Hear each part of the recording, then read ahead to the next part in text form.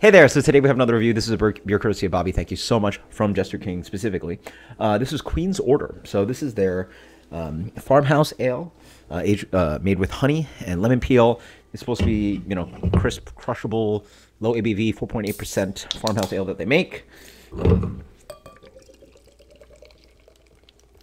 They're on-site well water, Perla hops, Texas craft malts, blah, blah, blah. So, yeah, beautiful label on this guy. So, I think it's I believe they started canning this about a year ago, almost to the date, 2022, December. So, beer comes in a really, wow, really light color. There's got to be other malts in here, right? I believe it's more than just malt. Possibly like wheat or oats or something. Anyway, spelt maybe. Straw color. Beautiful haze on that guy. Medium plus haze on it. Fluffy white head. Oh yeah. Ooh, oh yeah. Ooh, hey. Okay. It just has flashbacks of Jolly Pumpkin, Phil Farmstead.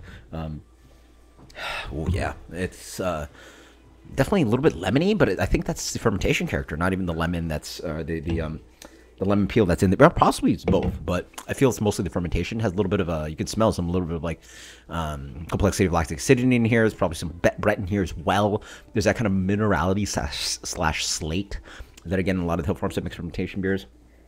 I get kumquats, kiwi. Really beautiful, like lemony peel tartness in here. Go ahead, Audrey. Sorry, some of the girls are hanging out. Or my girls are hanging out. Yeah, boy, wonderful fruitiness. A little bit of like Granny Smith apple in there as well, crab apple. Wonderfully fruity, complex nose.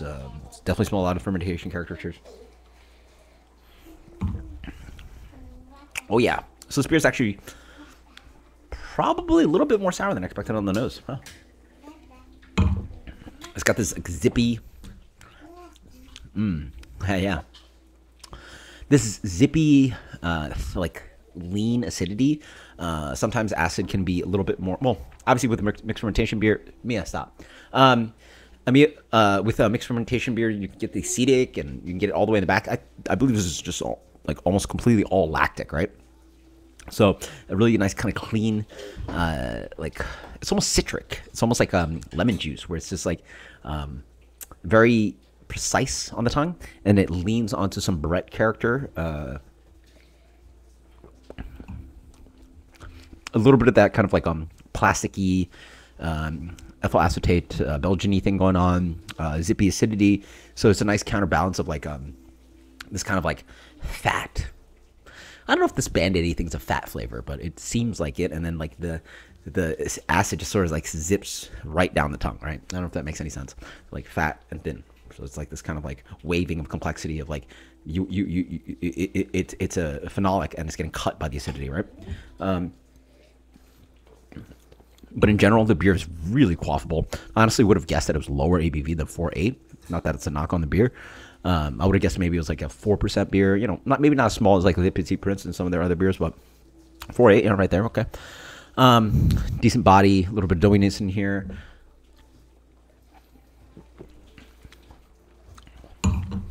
Terribly refreshing. I mean, it's bone dry. This beer is bone dry, and I like where the acidity hits. You can drink it and not think about acidity, but if you think about it a little bit more, it gets really more quenching. It's a very quenching beer, and it seems like almost like there's just some salinity in here, possibly. Then again, yeah, this is well watered, very hard. So high in minerality. I think that's probably playing into the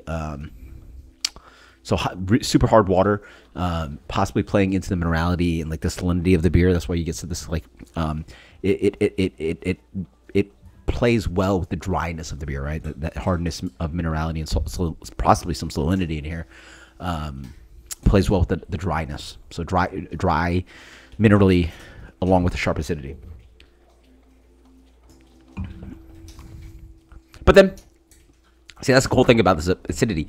It plays with you. At one point, zippy and lean, and at some point, it's a little bit fleeting. And you sort of taste a little bit of that kind of like grainy malt, a little bit of that kind of like, what is it?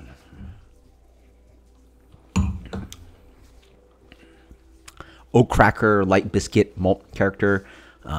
Played with that water profile. And then it just has a little bit of bitterness just to help clean it up. I mean, it's noticeable. Probably low to medium, medium minus bitterness. Let's say medium minus.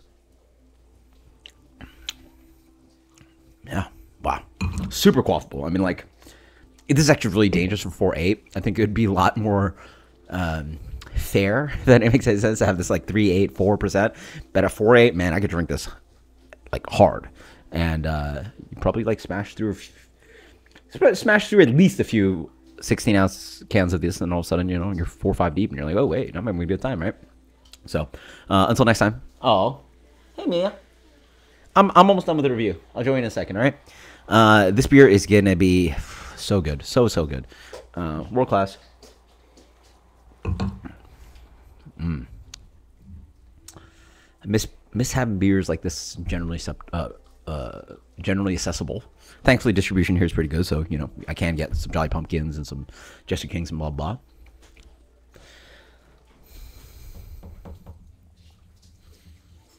Let's go with the good old 98